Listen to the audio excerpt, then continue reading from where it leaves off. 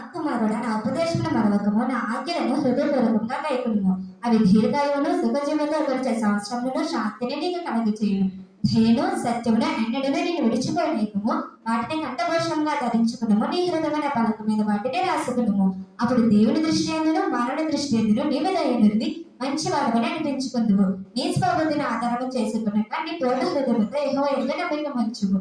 నీ ప్రవర్తన అంతటి ఎందు ఆయన అధికారంలో ఒప్పుకును. అప్పుడు ఆయన నీ త్రోవలను సరళన చేయను. నేను ధ్యానిన కదా నేను వదకునవద్దు. యెహోవా యందు భయభక్తులు కలిగి చెడు దినముని విడిచిపెట్టుము. అప్పుడు నీ దేహములకు ఆరోగ్యమును నీ ఎముకలకు శక్తియు కలుగును.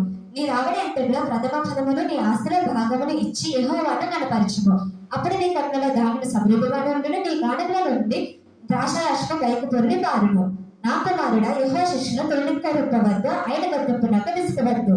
తండ్రి తన ఇష్టమైన కుమారుని ప్రేమ శిక్షించిన రీతిగా తండ్రి తన కుమారుని